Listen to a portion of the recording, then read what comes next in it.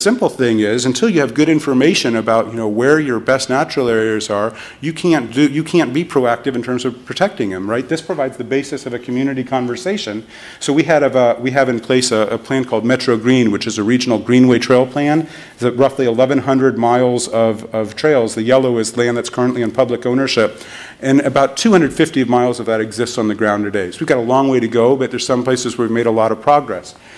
So now we can overlay this stuff and we can say, well, now we can begin to look comprehensively at a green infrastructure strategy and see how potential natural resource areas might align with other priorities. For example, so we went through a lot of public meetings and technical analysis, and we took all those polygons from the previous maps and we said, well, what really are the most important ones? And so those are in darker green.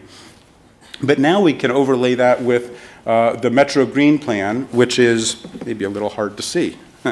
It's these lines, these purple lines here. They typically follow the stream corridors. Those are 1,100 miles, but also on this map, I added transportation projects that are approved in our long-range transportation plan, because MARC is the Metropolitan Planning Agency for our metro, and so we do that too. And so we're trying to say, well, how can we start to connect the dots and mitigate or avoid or look to maximize community benefits, as it were. And so that's the value of this tool, is you can begin to inject this kind of information in a park plan, in a land use plan, in a watershed plan, in a transportation plan, in a development plan. Here's a watershed basis, Little Blue River watershed. It's in the eastern side of town. You cross the Little Blue when you're going over 291 coming into town. Stream setback ordinances, I know that you guys have one in place here. I congratulate you for that.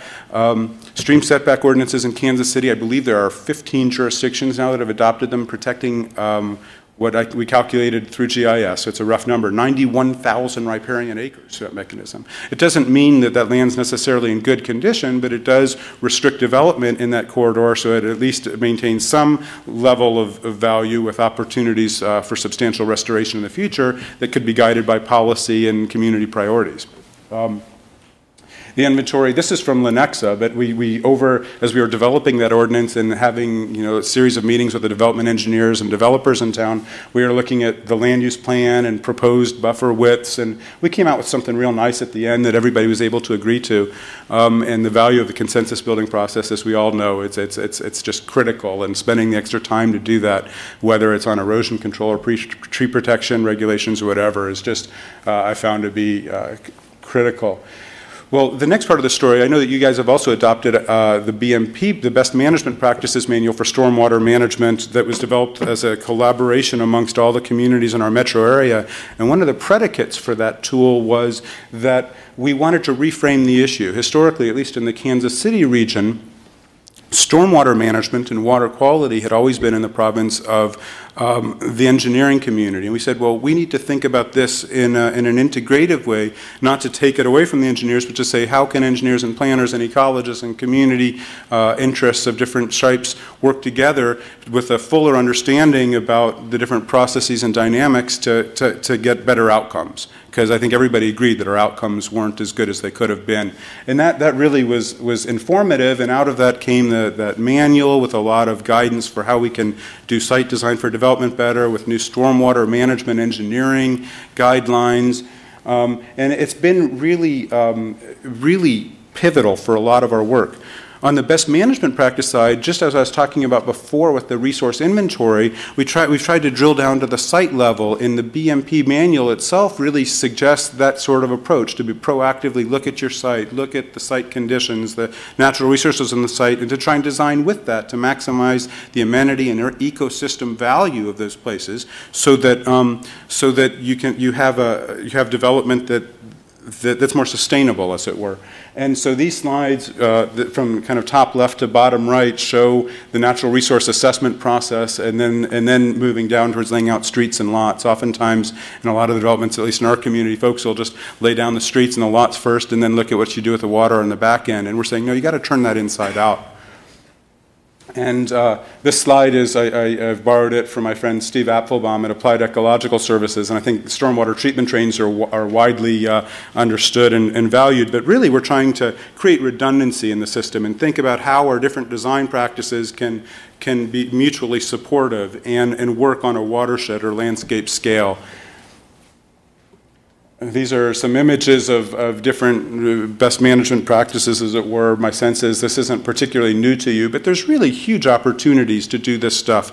You know, the impervious surfaces that we have in our communities and parking lots through big box development are, you know, there's incredible opportunities to reduce that and to mitigate it through different kinds of design.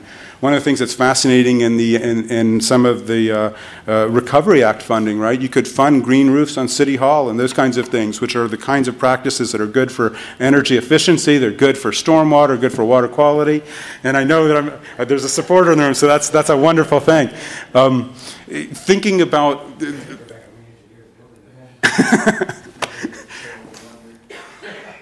All right. So moving on to erosion control. I can't remember who I stole this image from, but I rather like it. My intention of putting the erosion control stuff on the back end of the presentation was to say, let's think of the whole development process in a full way, in a systems-based way, and understand how we're developing sites and doing land disturbance with a fuller understanding, so we don't get those kinds of situations and end up with, you know, poorly maintained or poorly performing sorts of practices. So there you go. Keep going. I can't read the principles I wrote, but I apologize for picking bad colors on the slide. But in essence, you know, the intention is to say, do erosion control first and sediment control second. Don't necessarily rely on a silt fence. It's not really that good a practice. If you're minimizing how much land you're taking up, if you've got some core natural areas that you can protect, if there's individual trees even that are important to you, then take care of them, protect them, and they'll help you out as part of the system that you're designing. No, go back one. And I had a few comments on tree protection opportunities. I'm not sure if you all are familiar with this. There's a new publication that came out from the American Planning Association on urban forestry. I wrote a little piece in there. And I have training in forestry, it turns out, but I never have a chance really to do forestry in my job, and so I try and sneak it in on the sly. And so what we did in the best management practice manual for stormwater and the analog manual for erosion control and all the work is we're looking for opportunities to protect trees in these processes and to write detailed specifications and to provide support or guidance in terms of decision-making processes that enables or facilitates tree protection and more broadly natural resource protection. And I think there's a lot of opportunities to do that when you start to look for them. So lessons learned. When we started out our process in Kansas City on a lot of this, there were really three main goals that popped out. And there's one overriding one, and that was water's an asset, not a liability. The conventional practice on stormwater is, you know, get off your site as fast as you can and rush it downstream. We've learned that causes unintended consequences that are hard for us to deal with. And so the new mantra through low impact development or whatnot is, you know, slow it down, spread it out, think of it as an amenity, and that creates a whole different mindset about how you deal with water and site design and watershed management. A couple of the others, you know, multi-purpose solutions. We can't afford to just do, you know, fix one problem at a time anymore because we know things tie together and resources are too tight. We even came up with a moniker. We branded our BMP manual and our stormwater engineering specifications. We called it Q2, deal with quantity and quality at the same time. The intention is think integratively. And last, and this is sort of speaking to the erosion control piece, it's always important to have strong and clear and enforcement mechanisms, but what I learned, this was especially true in Lenexa, is softer approaches got us further in the long run. That is, so we got a really nice ordinance on the books, but there is probably a 3-year grace period implementation. There's probably 2 years leading up to it. We were trying to build consensus on what it would say. And then after that, you know, the question was, how can we help you understand how to do this? What works, what doesn't. There was consistent inspection. There was a lot of dialogue in the field. But the soft approach, the consensus, it paid dividends. But that said, it only works if there's an understanding that there's an enforcement mechanism that you're willing to use and have the political will to use it under the conditions that warrant. So those are my lessons learned. I might have one.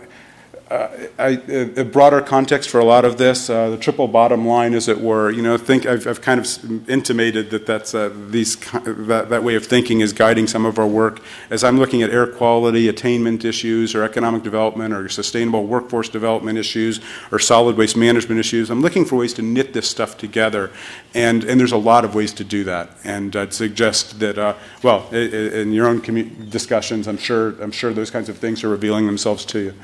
If you want to call me or email me, please do. I'm around.